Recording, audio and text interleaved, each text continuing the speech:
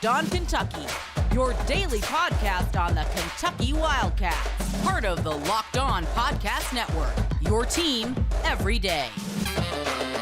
All right, what is going on, Big Blue Nation? Welcome on in to Locked On Kentucky, your daily Kentucky Wildcats podcast. I'm your host, Lance Dawe, writer for Sports Illustrated for various SEC-related things. But on this podcast, we take a dive into all things Kentucky athletics. On today's episode of Locked On Kentucky, we are going to be predicting the SEC tournament. That's right, we talked about doing this a couple of weeks back. I wanted to go ahead and get on live and discuss this with you. Today's episode is brought to you by FanDuel Sportsbook, the official sportsbook of Locked On. You can make every moment more by visiting FanDuel.com/LockedOn today to get started. I want to say here right off the bat to anybody that is watching, I want to apologize formally to you guys. I went to shave earlier today, and the camera really doesn't grasp what's going on my face right now well. But I always like to leave my mouth for last, and so therefore it leaves sort of a mustache. You can't tell how bad the shave is. I was down to my last razor, and it broke.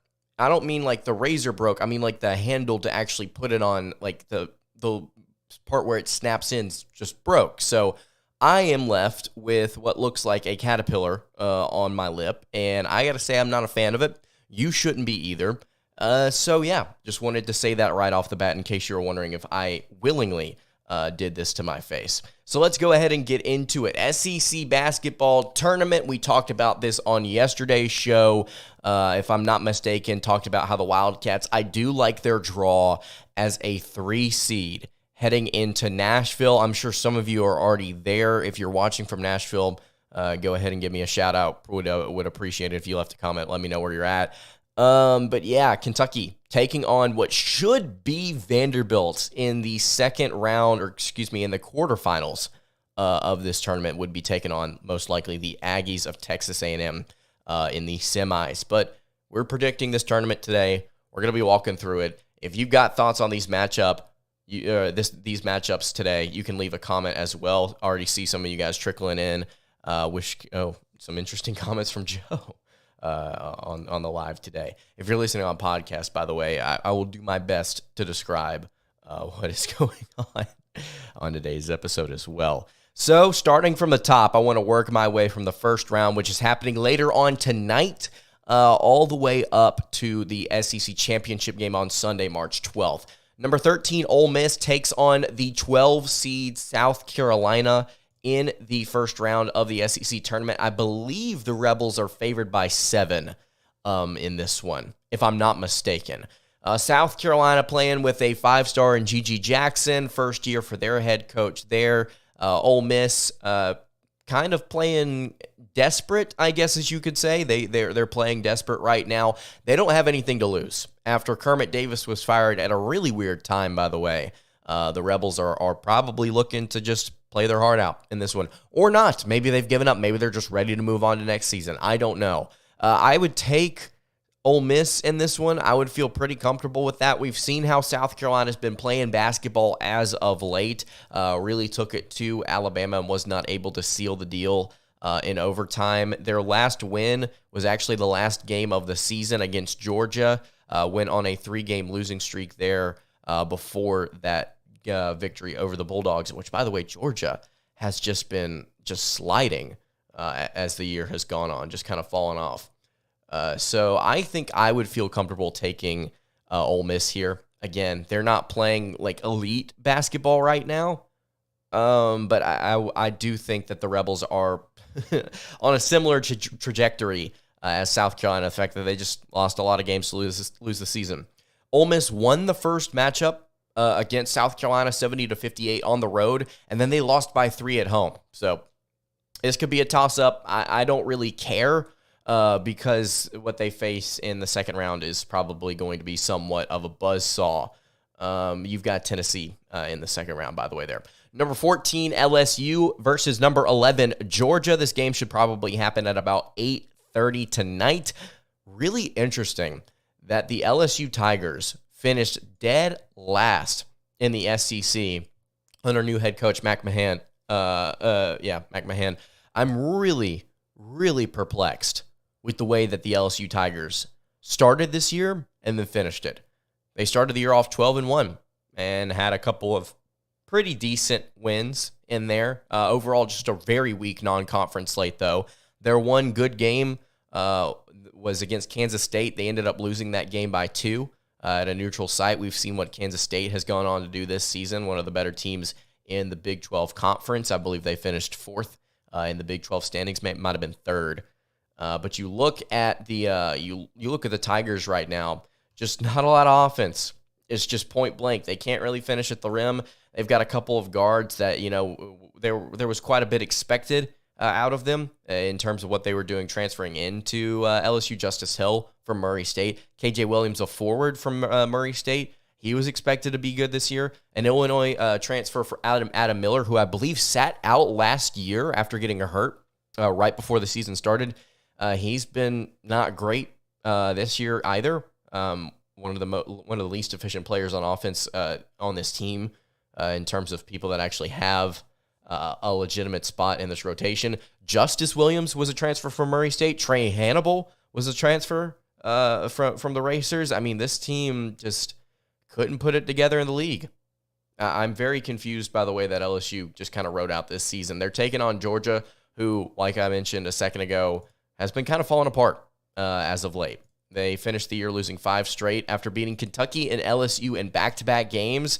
They lost to Bama, Arkansas, Missouri, Florida, South Carolina, all in a row. This is a game against 2 teams that I just don't really see a lot of intrigue here. I'm going to take Georgia. Don't feel great about it. Kind of confused by the way that both these teams finished the tournament. Do a game-by-game SEC tournament prediction. Joe, that is what I'm doing right now. So if you want to go pull up the bracket yourself and follow along with me, you are more than welcome to do that. Elijah says, please get off here with negativity. Galaxy's boys clicking. No reason to put what you wish for, SMH. Elijah, I don't know what you're talking about.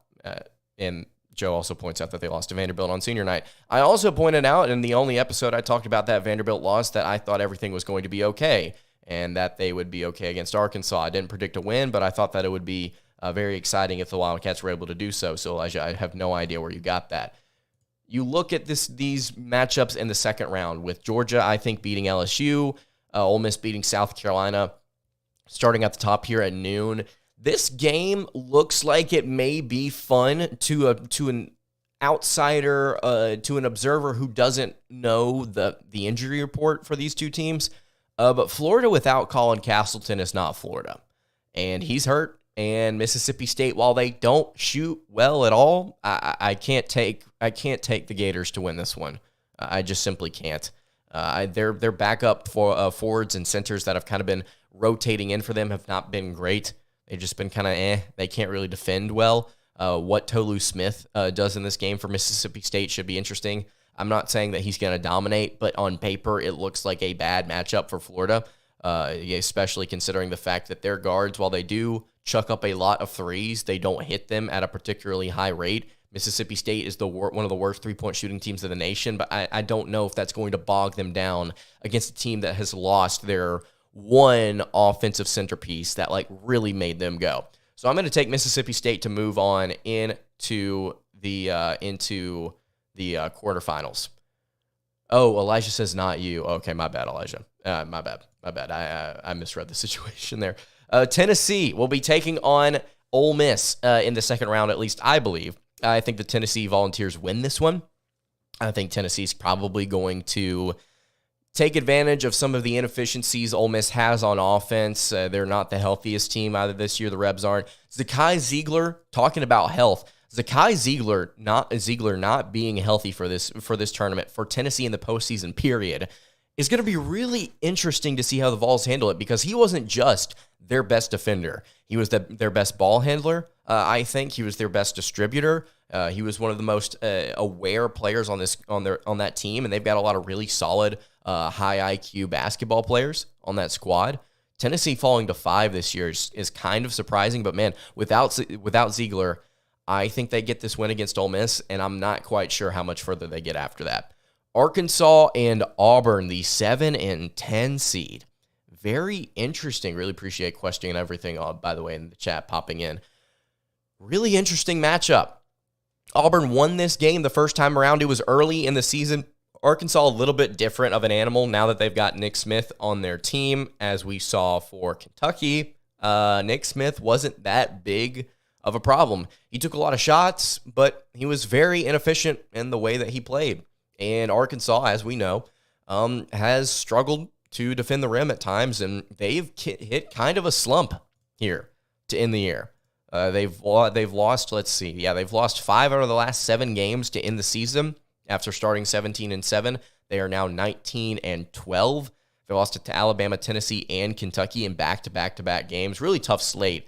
But I'm really surprised that the Hogs, with so much excitement this year, have just kind of fallen off. Really appreciate it. Question everything, man. I appreciate that comment. Going to be keeping it going as we wade deeper here into March. I think with the way that Auburn is shooting the basketball right now, Justin Ferguson, one of the writers on the Auburn beat, pointed out that since Auburn's game against Tennessee, which was on February 4th, so it's like 10 games ago, Auburn leads the SEC in three-point shooting percentage. So I really do like the way that the Tigers are heating up. Do they get anything past Arkansas? I don't know. But I do like Auburn over Arkansas in this one. I just don't see a lot of the Hogs right now that I like. That gives me a reason to say that they're playing better basketball than Auburn. Auburn beat Tennessee, which, as we know, as Kentucky fans, not that difficult to do this year. Auburn beat Tennessee to close the year out. They're playing decent basketball right now. I'm going to take the Tigers, and I don't feel great about it. Final one here before we get to the quarterfinals. It would be Georgia versus Vanderbilt. It's pretty cut and dry for me right now. The Commodores are playing good. It's so weird in that stretch to end the year, that winning streak that they had. They lost to LSU in the middle of it. They beat Auburn. They beat Tennessee. They beat Florida. They beat Kentucky on the road in Rupp. How did they lose to LSU? I don't get it. It's one of LSU's 2 conference wins of the season. Jerry Stackhouse has his team playing ball right now. They're playing really fun offense. And I do like what the Commodores are doing, kind of turning things around here late.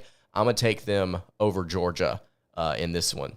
So that is the first and second round of this SEC tournament that we have predicted. We're going to get to the quarterfinals here in just a moment. Before we do that, though, I want to tell you guys about our friends over at FanDuel. The midway point of the NBA season is here, and now is the perfect time to download FanDuel. That's America's #1 sportsbook. New customers get a no-sweat first bet up to $1,000, and that's bonus bets back if your first bet doesn't win. All you have to do is download the FanDuel Sportsbook app. It's safe, secure, and super easy to use. Then you can bet on everything from the money line to point scores and threes drained. They've also got player props for points, rebounds, assists, steals, etc., all that good stuff.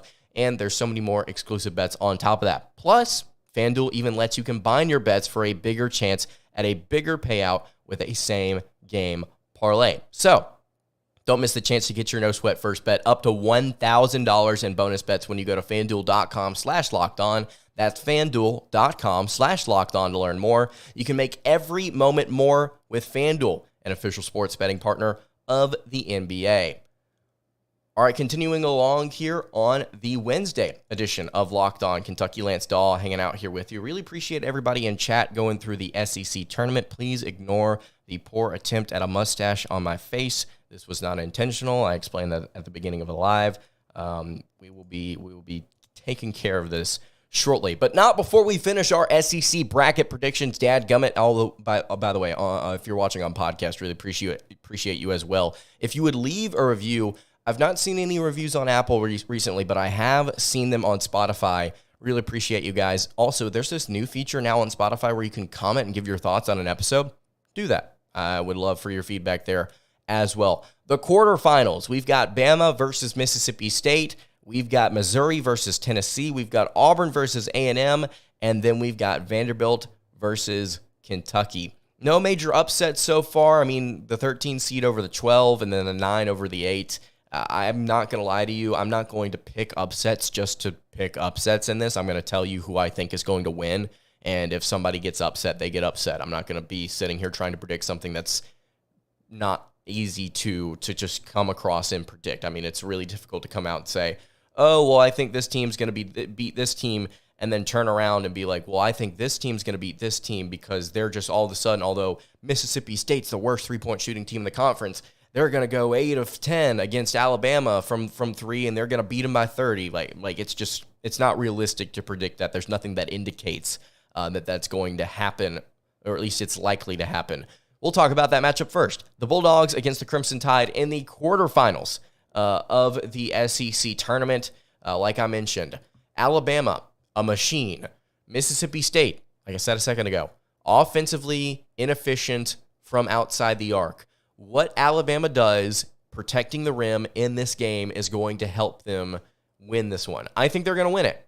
And even if they don't protect the rim well, I think they're going to be just fine. Their defense is top 3 nationally. Their offense is top 20 nationally. They do a phenomenal job, Alabama does, of protecting the inside of the paint. They are first in the country in two-point opponent percentage. 41.9% is what opponents shoot inside the arc. You have to be able to control that if you're Alabama in this game. You have to be able to continue to dominate like you have thus far this season.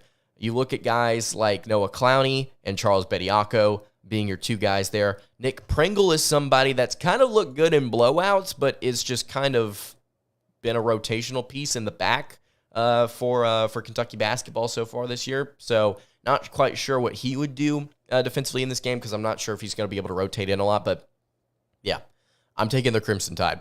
Are they playing their best basketball right now? No, I don't think they are. But are they so star-studded that it just doesn't make sense to pick them to lose against a team like State? Yeah, it just doesn't make sense to me. So I'm going to take Bama. If there's anybody in the comments that can give me a legitimate reason why I think that State could win, I want to hear it, but I'm probably going to disagree. Tennessee against Missouri in the quarterfinals of the SEC tournament.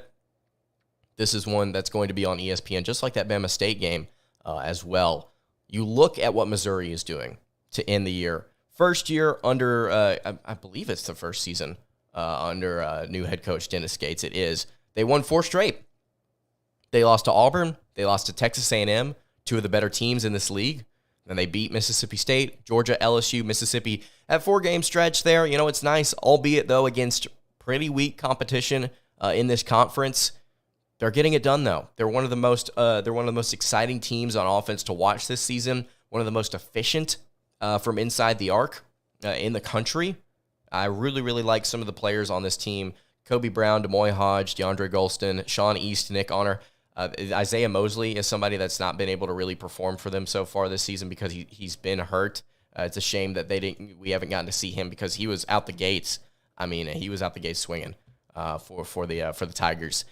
This is a team that I think can potentially make a run. And it's all about whether or not they get hot offensively. They finished the year scoring 80 points plus in their final 3 games. Again, I want to reiterate, against bad competition. But can they make a run? I think it's possible. Against a team like Tennessee, who doesn't have their point guard in Ziegler. Look, Tennessee's going to do some really good things on the defensive end. Really good things. At the end of the day, I don't know if Tennessee has enough offensive firepower or consistency to take down the Tigers. They beat Tennessee, Missouri did, earlier this season. They beat them 86-85 off that buzzer beater in Thompson Bowling Arena. If you guys remember that one, I was watching that live. I watched those 2 Tennessee buzzer beaters back-to-back live, those 2 games that were back-to-back. It's just insane to see the Volunteers fall like that. But Missouri, I'm going to take over Tennessee. Again, it's a 4 against a 5. I'm not going to pick an upset unless I think an upset's going to occur. It's just very difficult to see, for me, Tennessee taking control without the guy that helps them stay under control. Maybe they prove me wrong. Who knows? Pause for water. Because running through this bracket is tearing my throat apart. Immunity. You've got Auburn in the quarterfinals against number 2 Texas A&M. This one should be interesting. It should be fun for both teams, considering how competitive this most recent matchup was. I watched quite a bit of this Auburn A&M game whenever they faced off in College Station. And I'll tell you what, that was a really intriguing game from an officiating perspective because that's what A&M does. They get to the line, they draw a lot of fouls, they put pressure on you, make you uncomfortable. That's what they've done all season. I'm not going to say, the officials are on their side. But it does seem like at times the game is called their way. And I'm not quite sure if Auburn has the size at the guard positions to handle the Aggies at a neutral site. That's what it comes down to for me. It's about matchups. Auburn has struggled against Texas A&M over the past several seasons since Buzz Williams got there. He's kind of had Auburn's number. They've lost 3 straight to him. And I know Auburn would love the opportunity right now with the way that they're shooting the basketball to get another shot at A&M and Buzz Williams. I don't think they're going to win. If they do end up facing him in the quarterfinals, I don't think they're going to win. So I'm taking the Aggies to move along here. So we've got the 1, 4, and 2 seeds all moving along to the semis. And then you've got Vanderbilt and Kentucky. And this is what you guys, I think, want to talk about the most. Let me see if there's any comments I want to get to in chat before we move along. Any word on the Kentucky player coming on your show? It's going to happen. I was told it was going to happen. It's going to happen at some point. I wanted it to happen today, but I'm not quite sure if I'm going to be able to do it this week. I had gotten word that it was going to occur last Friday, then on Monday, and then I'm not quite sure what happened today. So just keep pushing it back, and I completely understand because of the scheduling. This time of year, it may end up being something that we get at the end of the season. Going to be completely honest with you. So we'll just have to wait and see. Let's see. Any other questions here? No, let's go ahead and get to Vanderbilt, Kentucky. So the Wildcats heading into this one, like I mentioned, lost to Vanderbilt at home, right? But then they turned around and they beat Arkansas in Bud Walton Arena, 88-79. They continued to impress me. Kentucky has. They've continued to impress me by winning games in ways that I didn't think they were going to be able to. Arkansas, albeit not the most elite at guarding guarding inside the arc, 39th nationally in 2-point opponent percentage. But man, they got ran on against Kentucky. I mean, plain and simple, Antonio Reeves just flamed them. That's the reason he's nicknamed the Flamethrower. He just beat them. It's straight up. He got to the rim. He was able to work on those floaters. He was able to get to the line 11 times, knock down all of his free throws. Kentucky just handled business. It was very strange to see Kentucky just turn around immediately after that Vanderbilt game and just rock. And I kind of predicted it. I was like, I think Kentucky's going to be fine. This is what happens. They're inconsistent. They're up and down. They're up and down. They're up and down. We're up right now. Do we go up for a second straight game in a row and beat the Commodores, or do we come back down? This is what we're faced with right now. I'm not sure. I don't know if Kentucky's got it in them to beat Liam Robbins. You noticed in that first matchup, Kentucky lost by 2 at home to a team that didn't have their best player for almost the entire game. So, what does this Vanderbilt team look like now? I'm not quite sure what this matchup could entail for Kentucky. All I know is that the Wildcats are going to struggle, even though Robbins is looking at what I assume to be what I assume to be a season-ending injury for him. I think the Wildcats are going to be able to make their shots if they don't take these mid-range jumpers. It's pretty simple to me. I think that if Kentucky plays efficient offense, they will hit their shots. They've proven that they can be a good three-point shooting team. They've proven that they can be good at the rim. But Cal and Kentucky has just continued to call all of these different plays for these mid-range things, and I don't know if you do that again like you did against Vanderbilt, you get a win. I don't know if you feel comfortable sitting here saying, yeah, Kentucky takes 30 mid-range shots against a team without Liam Robbins again, and they are able to just kind of make it out alive. I don't know. I don't know. I'm going to pick the Wildcats against Vanderbilt. And if they move along, I feel much better about some of these matchups down the road. Just plain and simple. I feel much better about facing off against Texas A&M than I do against Vanderbilt. It's weird. It's just the way these teams are playing. I know A&M just beat Alabama. It just feels weird. It just feels weird facing off against the Commodores this year. Whoa. I almost just choked on my water. I'm so sorry for those on podcast. If you guys have any thoughts on what this team is going to do against, excuse me, whoa, which likely should be the Commodores, you can leave that in the YouTube comments below. Or if you're listening on podcast, you can also hit us there. I cannot believe that I just did that on live, trying to run through this show. All right, semifinals. We're going to walk through this, I think, pretty quickly. By the way, if you're listening in the post game, if you're listening in the post live, and you want to do this bracket and you don't have a link to it, I'll drop a link to the PDF.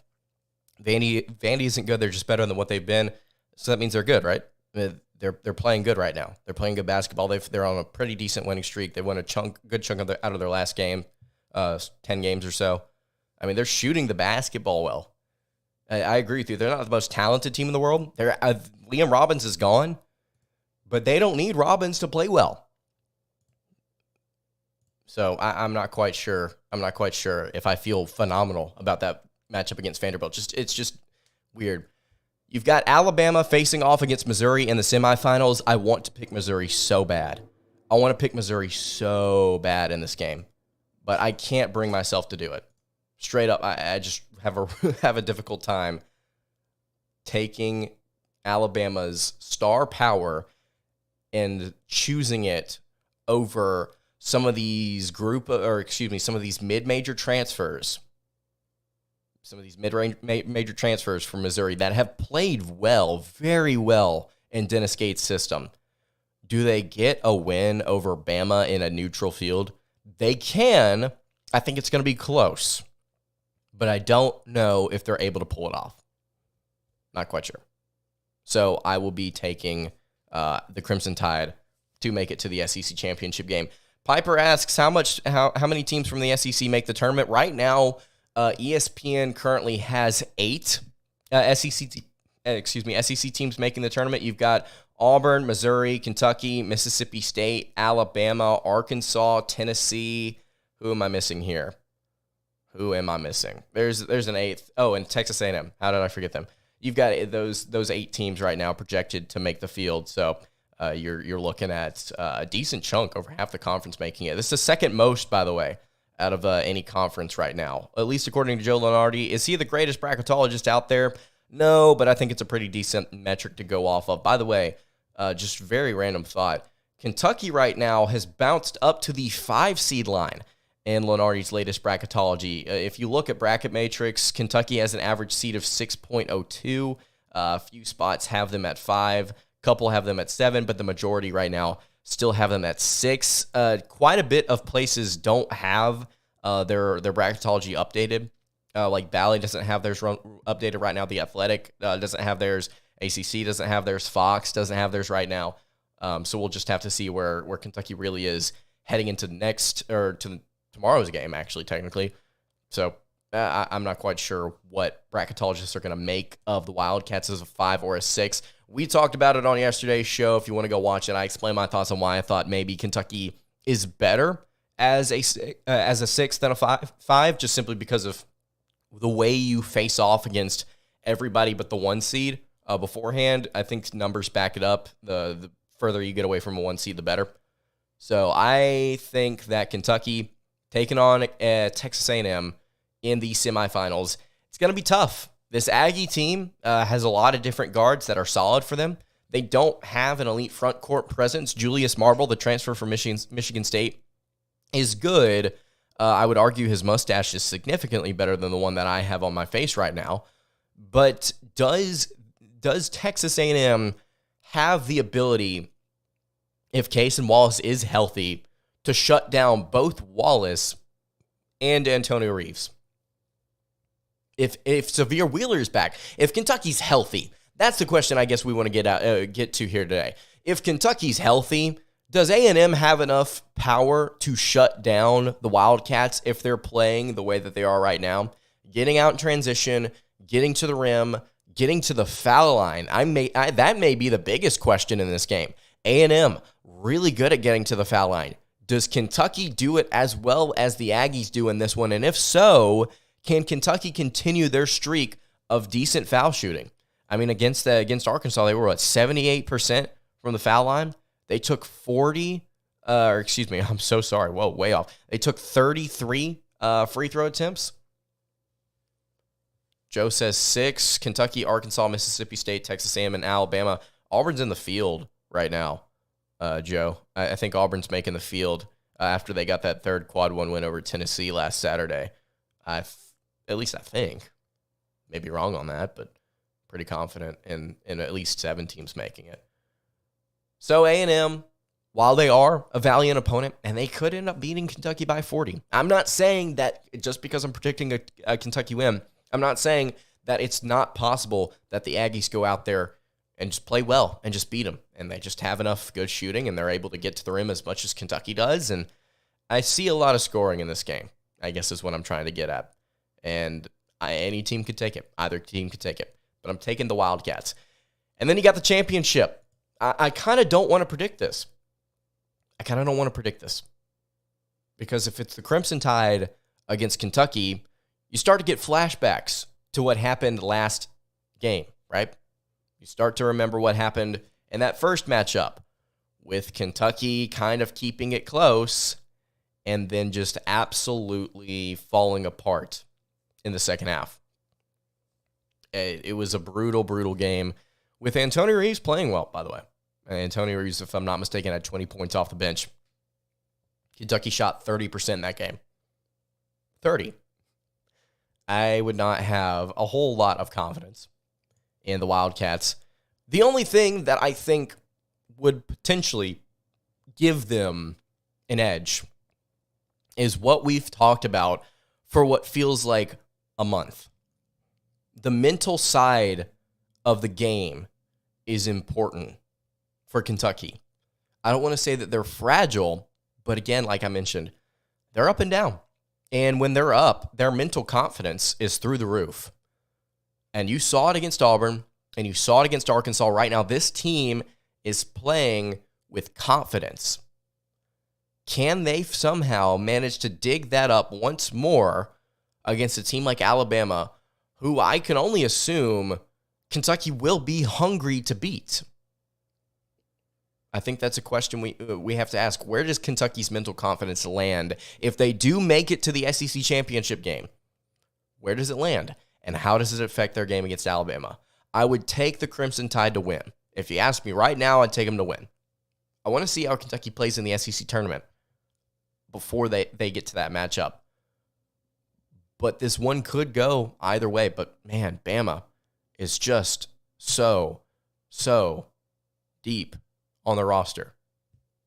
I don't know if we can sit here and just say that Kentucky would be favored in that game. And at the end of the day, how much does Kentucky need that win? I'm not saying they don't. I'm asking a question. How much does Kentucky need that win if they want to maybe say get up to a 4 seed? I think we also have to ask the next question then, how valuable is a 4 seed over a 5 or a 6 at this point? Again, go back and listen to yesterday's episode if you want to hear my thoughts on why maybe Kentucky getting that 6 seed is maybe better than a 5 or a 4. And I'll actually, now that I'm thinking about it, I'm going to drop a link after this live to a YouTube video I want you guys to watch about statistically how different seeds shake out to kind of help you understand my thought process. That I'm not just saying this just to get a rise or engagement or give you a hot take. This is something that I actually believe in. So if you guys want to check that out after this live is over, then you can absolutely. So Alabama over Kentucky in the SEC championship game. If you've got thoughts on that, if you agree, if you disagree, you can leave it, as always, in the YouTube comments below. And that's going to do it for today's episode of Locked On Kentucky. Hey, you can follow the show on Twitter at LockedOnUK. You can follow me on Twitter at LanceDawe_. And you can follow the show over on Instagram. That is at Kentucky Podcast. Any questions, comments, concerns, leave them in the YouTube comments. Hit me on the socials. I will see you all tomorrow for another episode of Locked On Kentucky. Hope you guys have a great rest of your day, and God bless.